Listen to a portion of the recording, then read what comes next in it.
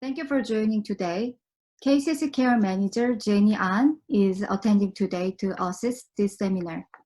Can you wave your hands, Jenny An? Thank you. KCC has been serving the Korean American community in New Jersey for 20 years to promote healthy and independent living. At the end of the 2018, KCC launched the Special Needs Family Initiative, SNFI, to support individuals and families with autism spectrum disorder, ASD, to promote independent living as an information and referral center. KCC provides regular seminars on themes such as job, living, sexual life, siblings, and family relationship. 안녕하세요. 저는 KCC SNFI를 담당하고 있는 서예지입니다. 오늘 참석해 주셔서 감사합니다.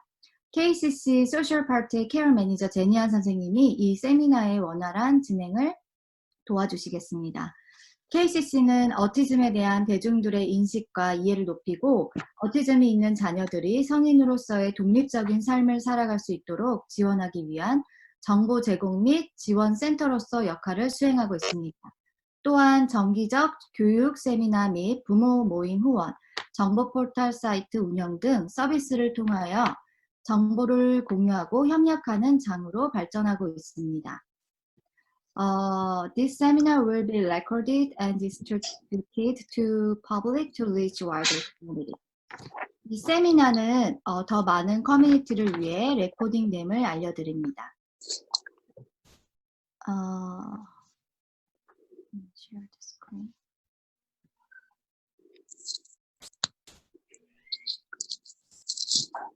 또한 이 세미나는 이번에 영어로 진행되며 세미나가 끝난 후에 이메일을 통해 한국어로 번역된 자료를 보내드립니다. 이메일을 통해 이 세미나를 참석하지 않으신 분들은 세미나가 끝나고 저에게 채팅창을 통해서 성함과 이메일을 보내주세요. 그러면 그리고 세미나 중에는 뮤트, 음소거를 설정해 주시고 세미나가 다 끝난 후 Q&A 시간에 음소거를 제거하셔서 자유롭게 질문하실 수 있습니다. 세미나가 끝난 후 프로그램의 발전을 위해 이메일, 온라인 설문지에 응해주세요. 자, 그럼 오늘 Autism Virtual Job Fair 패널을 소개하겠습니다. Let me introduce two panels, Jennifer Marin and Woojin Choi. Can you wave your hands? Hi. Hello. Jennifer Marin is currently the Executive Director of Administration and New Jersey Friendship House, which is a non-profit vocational rehabilitation center in Hackensack, New Jersey, providing counseling, job training, and employment service to individuals with varying ability levels. And Woojin Choi is Outreach Coordinator for Joy Do Foundation, an employment program for adults on the autism spectrum based in Bergen County, New Jersey. He managed the academic enrichment curriculum for members with classes varying from nutrition, literature, biology, and social studies. So let me turn over the screen to Jennifer Marin first.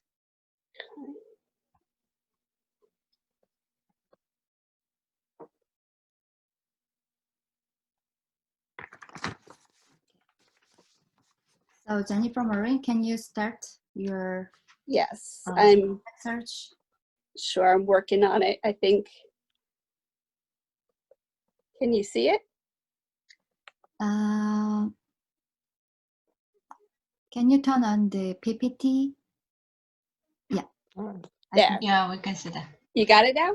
Yeah. Okay, perfect. Hi, everyone. I'm Jennifer Murrin. I'm the Executive Director of Administration for North Jersey Friendship House. Very excited to be here. Thank you so much for including us in your virtual job fair today. At Friendship House, we have a number of different programs, but the one that I'm going to be speaking about today is specifically the Project Search program. So this is our Project Search 101 information session. The origins of Project Search is that it began in 1996 out in Cincinnati Children's Hospital and Medical Center by a staff member out there who basically had noticed that lots of individuals with varying abilities were coming into the hospital, but yet there weren't a whole lot of people with varying abilities that actually worked at the hospital. And so she wanted to do something about that. And so the program evolved from an idea to a pilot to an in-house program in just 2 years. So that was back in 1996. And today there are now over 600 Project Search programs across the United States, as well as several other countries. Each program of Project Search must be approved and licensed through Cincinnati Children's, as it is a trademarked and copyrighted program.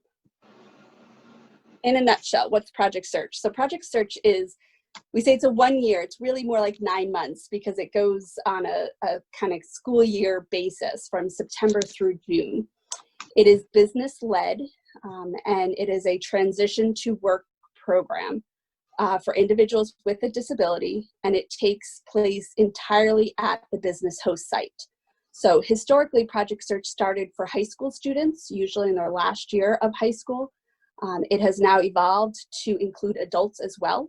So in Bergen County, we do have a high school program still that is run through the ARC of Bergen and Passaic counties, and then the adult program is the one that Friendship House runs. So that's the adult program I'm speaking about today. Although they are very similar, it's just the age of the participants or interns. So the hallmarks of Project Search are that it is a total workplace immersion, meaning the interns go to the work site and they spend the entire day there for those 9 months. It has a singular goal of competitive employment for each of the program graduates. And the philosophy of Project Search is to provide an opportunity and atmosphere of high expectations. We want our interns to learn exactly what it's like to be in a real work environment so that upon graduation, they can make an easy transition to the working world. The acceptable outcomes for Project Search, as defined by Project Search itself, is that each of the interns upon graduation from the program would be competitively employed. And that is defined as 16 hours per week or more, that they are getting paid the prevailing wage for that job, which is minimum wage or higher, that it is a year-round, non-seasonal employment, and that it's in an integrated setting. So that means that these individuals are working right alongside coworkers with and without disabilities. And they must be working at least 16 hours per week, getting paid minimum wage or higher, and it be non-seasonal work for it to be considered a successful outcome as far as Project Search is considered. So that is our goal. Non-acceptable outcomes would be a job that the intern would be able to have done prior to spending their time in Project Search.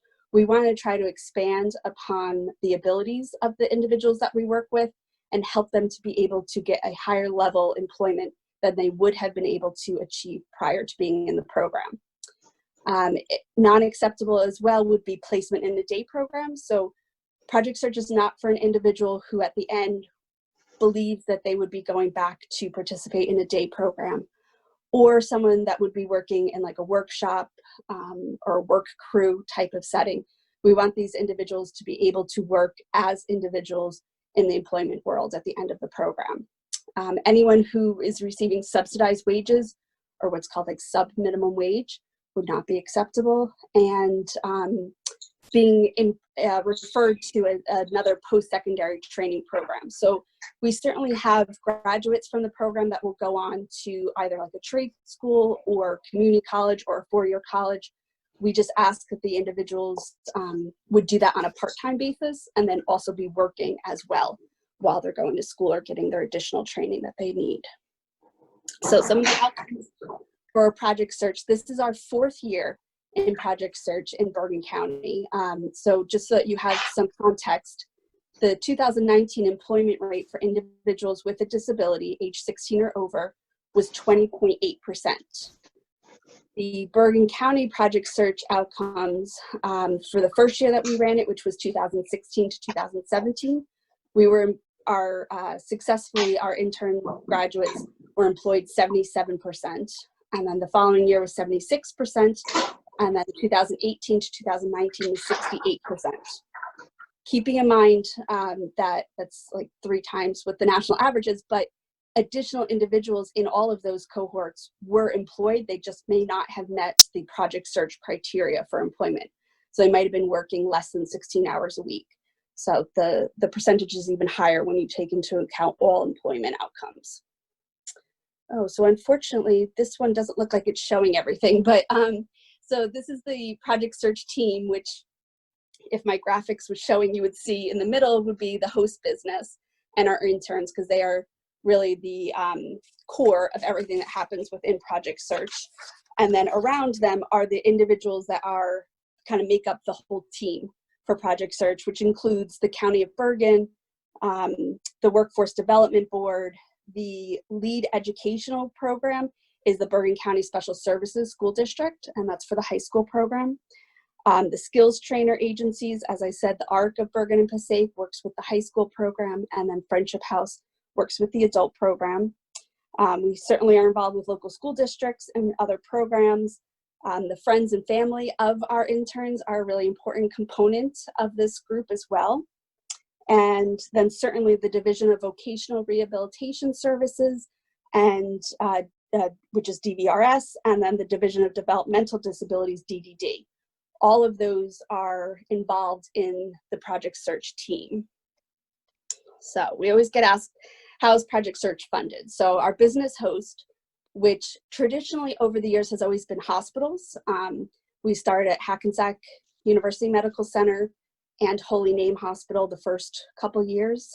This past year we were at Holy Name and then also at Bergen Newbridge Medical Center. Unfortunately, with everything going on with COVID-19, we felt it would be best for this coming year that would start in September to move away from the hospital setting, just for obvious reasons, especially with Holy Name Hospital being one of the hardest hit hospitals in the entire state. And so for this coming year, our business host will actually be the County of Bergen. So our interns will be working at 1 Bergen County Plaza and 2 Bergen County Plaza, right in Hackensack, which are the county administration building and then the building that houses like the sheriff's office and the prosecutor's office. They're right pretty much in the same complex, or just across the parking lot from each other. So our interns will be working in those 2 buildings for the upcoming year. But the business host provides to the program a training room, because the way project search works is the interns come to the business host every day. They start off their first hour of the day in the training room, and they're learning what we would refer to as like soft skills. So they're learning things like how to dress for an interview, how to interact with coworkers, how to negotiate situations with a boss or coworker as well. All those kind of soft skill stuff. They work on resumes. And then from after that first hour, then they all break up and they go to their individual internships for the bulk of the day. At the end of the day, they come back together and they spend about a half hour just kind of debriefing and journaling a bit about how the day went and then planning for the next day. So the bulk of their day, they're really in their internships, and those internships last 10 weeks. And then they have a transition week, and then they move to their next internship. So during the course of the year, each intern will have 3 separate internships. And the internships are really not specifically to teach any specific job or, to get employed in that specific area, but more so to be able to help the individuals, the interns, develop transferable skills so that they would be able to work in whatever industry they so choose. So the business host will also provide some items like uniforms sometimes, or equipment. In the past, our business host has provided computers for our interns. It all kind of depends on what the business host is able to do. The Workforce Development Board also provides program development and administration for project search. They help with marketing, event planning, and they help facilitate our meetings, because we do meet every other month as a group to see how the program is going. The County of Bergen provides the licensing fee and any program-related expenses that we might have that are not already covered by other entities. Department of Labor, DVRS, which is the Division of Vocational Rehabilitation Services, provides 1 skilled trainer per site. for the program. So the cost for Project Search is approximately $20,000, which might sound like an awful lot, but for the most part, that amount is funded 100% through the Division of Developmental Disability, or DDD. We work very hard prior to the program beginning to help our parents or family members, if they haven't already started the DDD process, to start it and get that approval so that the cost of the program is covered by DDD, or it can be paid out of pocket or private pay. That amount funds the on-site staff and supervisor that we have for the program, certainly some administration costs, supplies, training, equipment, insurance, and other items that make it so that we can be able to provide the highest level of service to our interns in Project Search. So basic eligibility criteria for the adult program, basically the age range is between 18 to 30. And that's not a hard stop that, if someone was 34, 35, that we wouldn't accept them. The idea, though, is what we have seen to work best with Project Search is someone that maybe is just exiting the school or has been out of school for only a little bit and hasn't been, sitting home for 20, 30 years since the school system, only because it is 5 days a week, 6 hours a day. So it's a little bit hard sometimes for an individual who maybe has been sitting home for a long time to get back into that groove, but we're always willing to work with everyone as an individual and assess and see which would work best. So they have to have already exited the school system, though, or special education. They had to have graduated and be done with school. If not, they would be eligible for the high school program. They must have a documented disability and be eligible for DVRS services. And again, that's something that we can help with that process as well, especially now with everything that's going on. A lot of DVRS is doing things remotely, but we've worked with our local DVRS in Hackensack for probably 50 years or so that Friendship House has been here. So we have a very good relationship with them and we can help move that process along. As a note, individuals may apply to DDD at the age of 18.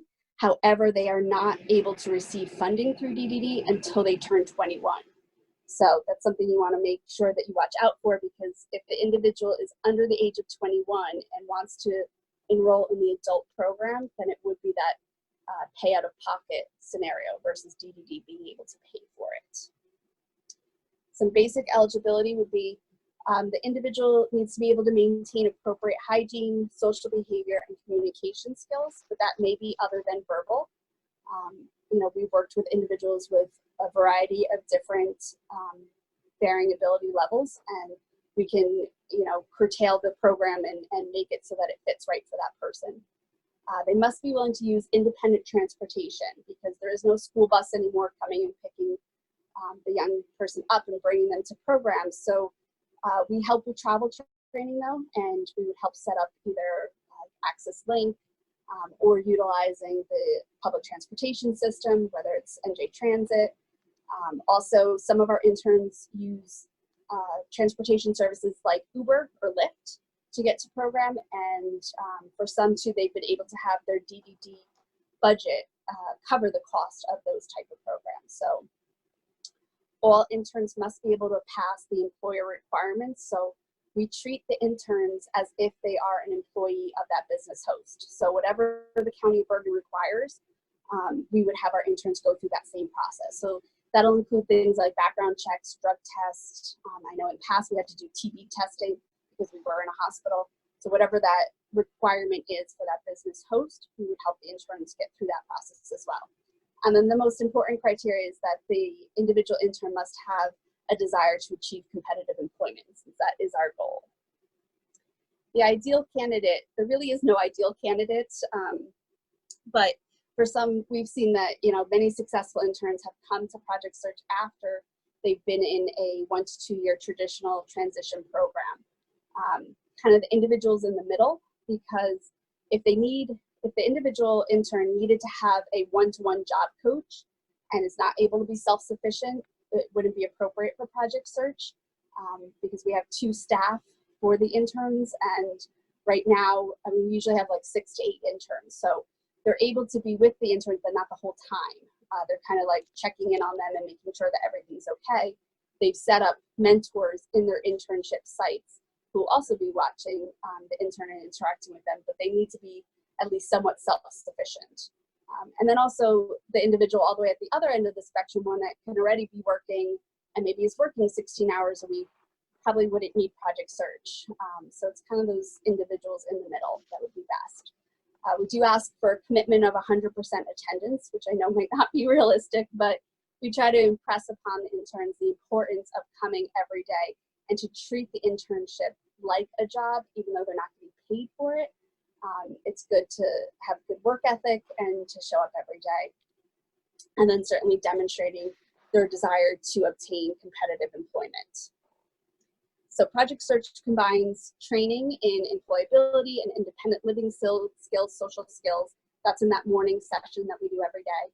And certainly career exploration. We do a lot of assessments with the interns to see kind of what areas they might want to work in upon graduation. And then real life work experience through the series of unpaid targeted internships throughout the year of Project Search. They'll obtain real life interviewing and work experience because each of those internship cycles, the interns will interview for that internship, and then they actually do resign from the internship before moving on to the next one. So we practice writing resignation letters, writing thank you letters for interviews, that sort of thing. They'll obtain increased personal independence and confidence from being part of the program. Certainly customized job coaching and job developing, support and feedback from our site staff. We help them to become able to travel independently. They have the 3 internships throughout the year. And then upon graduation from the program, they are provided with long-term work support either through DBRS or DDD, depending on what their situation is. So once the individuals graduate, we help them find employment, and then we would work with them for as long as they need to help maintain that job after they have graduated. So applications for Project Search are accepted year-round. The application is up on the website, which I'll show you on the next slide. I believe the website is. And we do ask that the applicants participate in a hands-on skills assessment and interview. For this year, to be honest, we did everything remotely because of everything going on.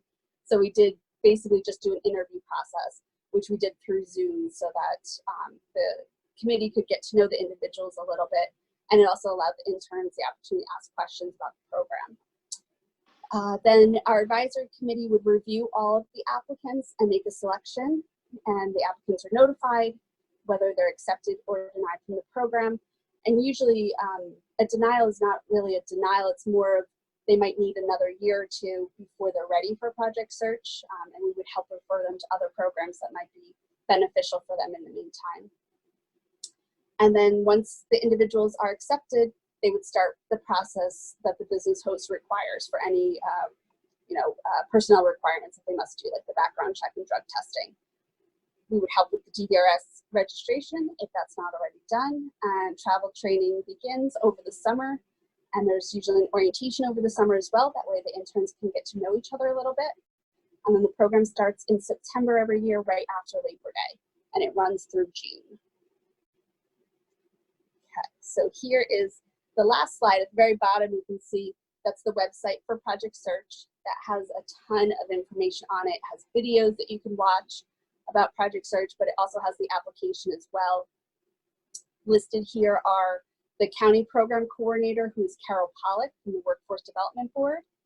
We've also listed the DBRS contact, who is Jess Cole, for the Project Search, and then the high school program would be Tara Bowen, and for the adult program, it would be myself. Okay. So that's the end of the formal presentation. I'm not sure if we're going to do questions at the end or... Yeah, the question Q&A time will be at the end of the seminar after 우진초 finishes the presentation. Okay, thank you, Jennifer. You're welcome. Thank you. 질문사항 있으신 분은 세미나가 다 끝난 후 Q&A 타임에서 언뮤트 해주셔서 질문해 주시면 됩니다. And next presenter is Ujin Choi, who is from Joy Dew Foundation. Okay, all right. Thank you very much, Yeji. First of all, thank you all for being in attendance. I know things are pretty crazy with everything that's happening out there, so it's a pleasure to be here. So let me share my screen.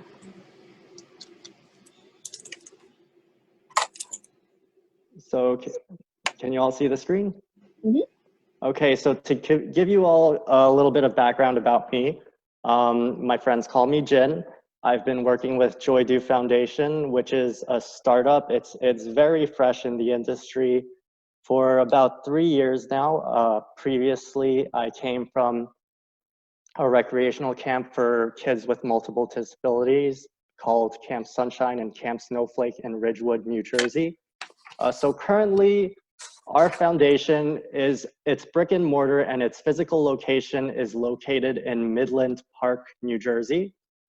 We have been streaming remotely since, I believe, early March. So let me begin with my PowerPoint presentation. So Joy Do Foundation, applying autism advantages to build employment. So creating a path to meaningful employment and continued education. So we are a day habilitation program. Although we are focused on employment, it is not strictly what we are about. So who are we? The Joy Do Day program integrates an educational and social day program with job training and employment. At Joy Do, we recognize the unique strengths of adults with autism and aim to match these strengths with high-value work. So I'm not sure how well you guys can see the picture I have on the side, because right now I have a sidebar that's blocking it. That's some of my guys working on my robotics team. I figured pictures tell a better story than I can articulate. So what is our mission? And again, these are all photos from our facility in Midland Park. Our mission is to provide a meaningful life and path for growth and development through continuing education, career development, social engagement, all in an autism-friendly environment. So here you have a picture, you see one of our members. We actually have members, professionals outside of our program come in and kind of show us what they do so that we can get a better understanding of how we could apply it to our program. So our main focus, so this is an employment program, correct? So what we want to focus on is 21st century employment. So what does that mean? Current employment projections see certain fields of employment rocketing past others, and our aim is to be able to train people on the autism spectrum to meet the changing job market. So as per current, we are currently training our members in the following professions: medical imaging analysis, digital data management, cybersecurity, social media management, professional advocacy, digital data management, and robotics. So on the right, you can see a small sample. We are working with several radiology facilities around New Jersey at the moment to have our members train. You see one of our members, we don't call them clients, we call them members, working on a mammography to detect any differences, any deviations. Again, this is a super important job field that is projected to grow, one that saves lives. And I couldn't help but include 2 pictures of robotics because I am currently leading the robotics teams. So automation is coming for many jobs, right? We already see it in warehouses, we see it in surgery, we see it in military grade technology, in all aspects of sort of warehouse and industrial work. We see the rise of automation and robotics. So we train them not just in building robotics, but being able to program them. And these are not just static programs. Nowadays, I give my robotics team, who everyone you see on my team is on the autism spectrum. Some of them are completely nonverbal, some of them are semi-verbal. They are all included as part of the team.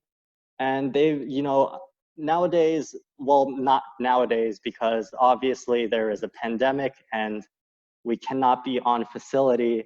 I give them an objective and they are able to create and program a robot that matches the objective. And again, like I said, I couldn't help myself as being part of the robotics team. You see them working with circuit boards, which is a very simple tool to sort of, you have your cell phone, you break it apart, and you see a circuit board kind of similar to this.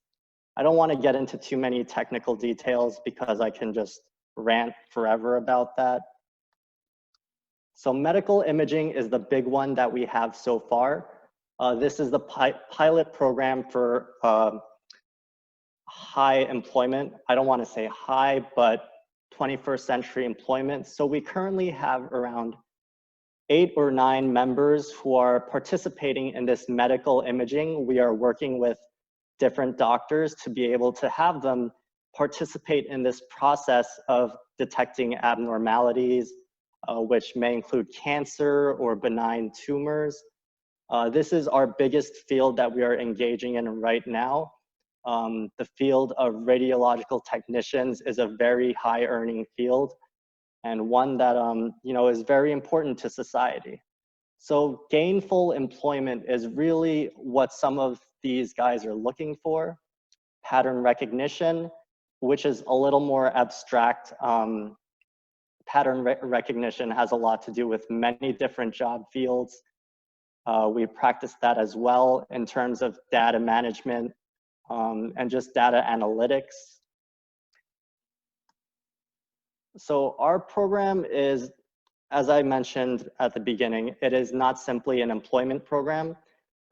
It is what I like to call holistic. We also focus on the fostering of social bonds and friendships between our members, as well as providing educational enrichment.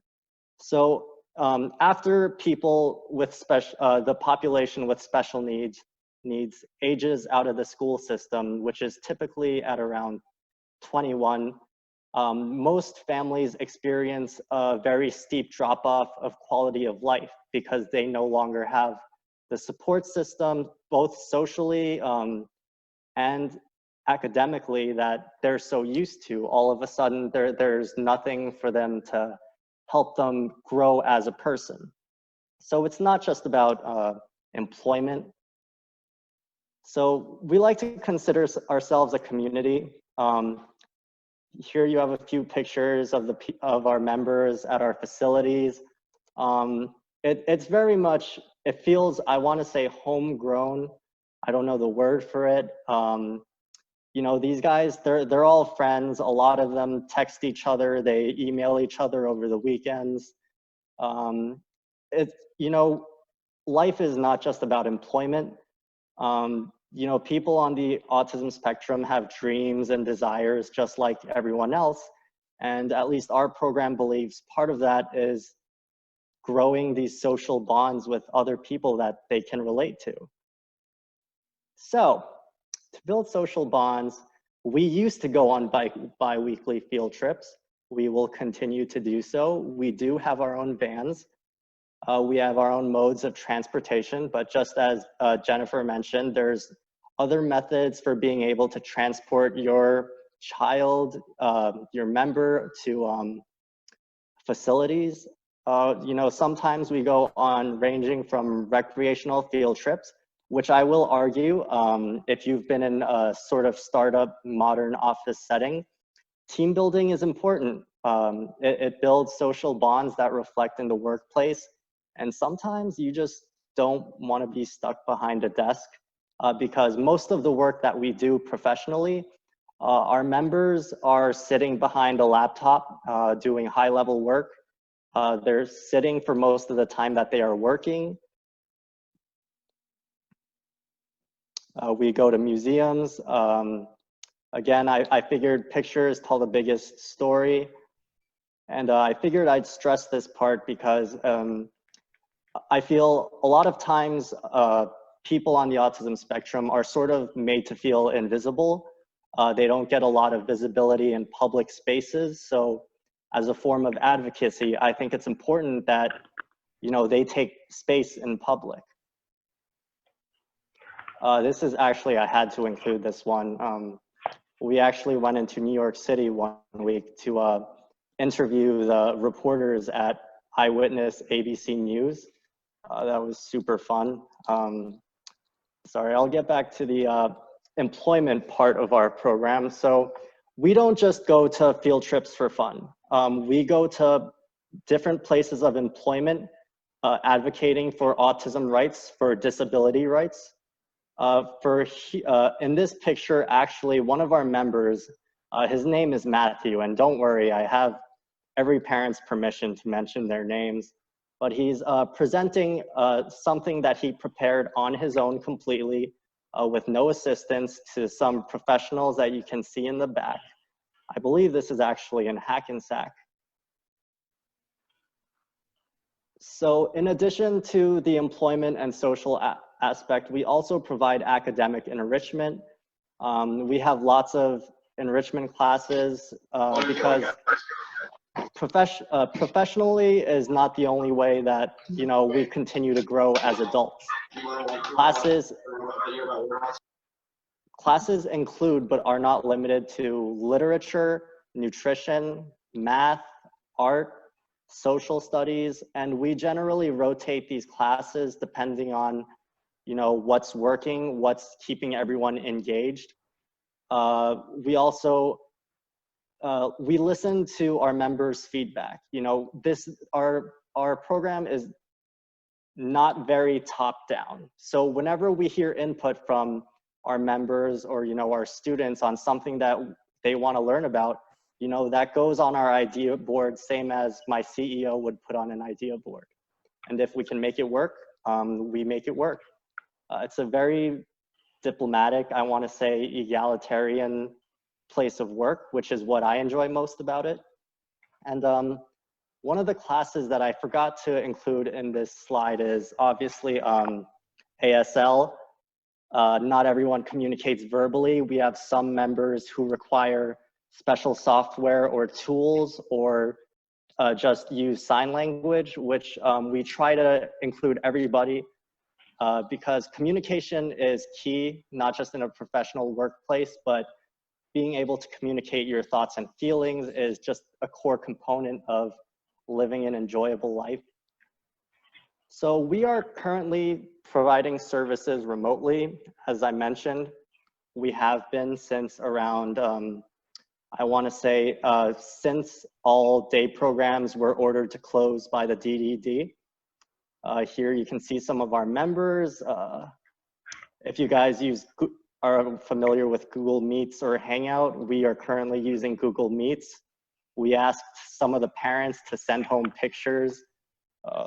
Might have forgotten a slide, but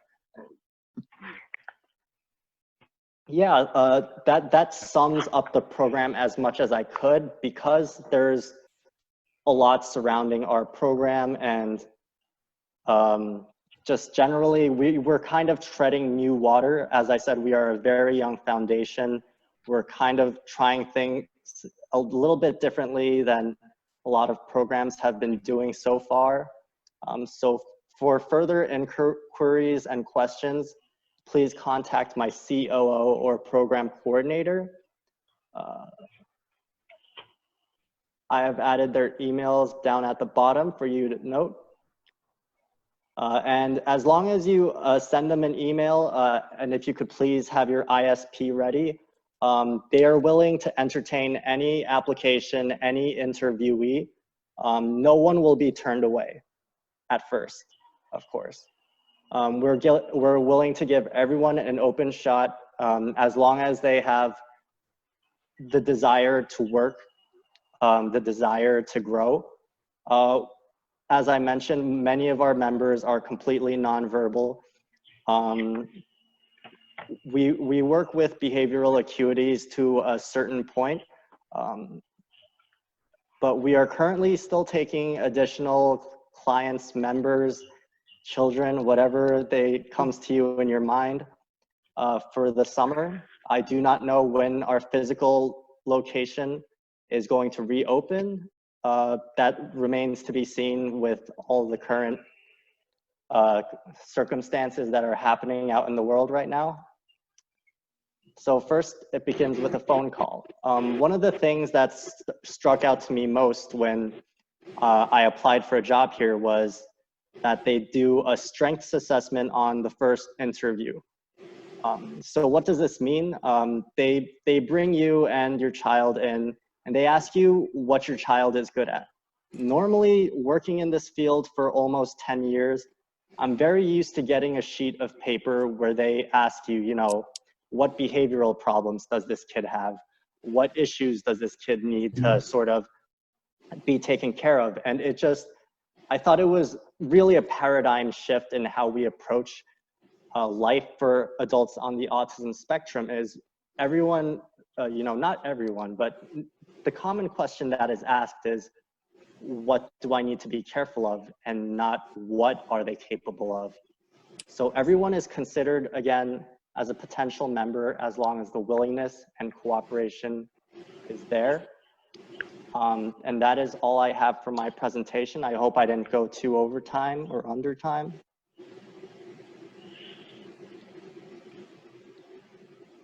You're fine. Yeah, we have like a Q&A time is 10 minutes, so you have like 5 minutes more.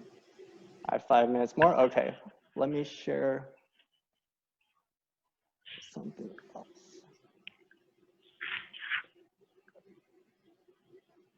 So I just want to take you to our foundation's website, partly because it just got redone finally, and I'm very happy it did so. So our partners, I just wanted to give you guys an idea of who we are working with so far, in case you are familiar with these organizations. So far, we are working with Candleless, Giving Hope Network, Celebrate the Children, which is a fantastic school. I was blessed with the opportunity to visit this nonprofit school for alternative learning. It's a wonderful place. I would highly recommend visiting. McKesson, Women's Digital Imaging, again for our radiology technicians. Spectrum 360, Pharma Spectra, and Post 21 Club. And I guess I will leave you with some parent impressions since we have a few minutes. You know what, maybe a little too wordy.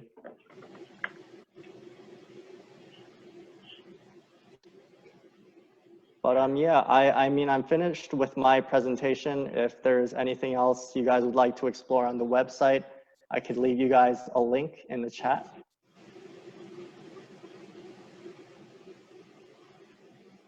And you can explore the website. And if you have any questions during the Q&A session, you'll have some time. Hold on, I lost the chat bubble. Or I can email to everyone Okay, yeah. who participated in this seminar. Okay.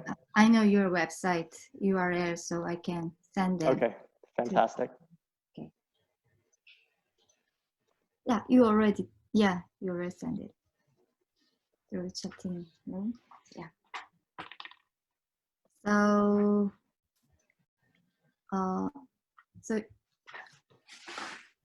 두 분 참여 프리젠팅 해주셔서 감사하고요. 그 다음으로는 저희가 잠시 말씀드릴 거는 세미나 끝나고 저희가 그 지금 프리젠테이션을 한국말로 번역된 자료를 이메일로 보내드립니다. 근데 이메일 통해서 그 줌 링크를 받지 않으신 분들은 채팅룸에 이메일 주소를 남겨주시면은 제가 따로 번역된 자료를 보내드리고요. 이번 그 자료 번역은 에스터장 봉사자님께서 한국말 자료 번역을 봉사해 주셨습니다.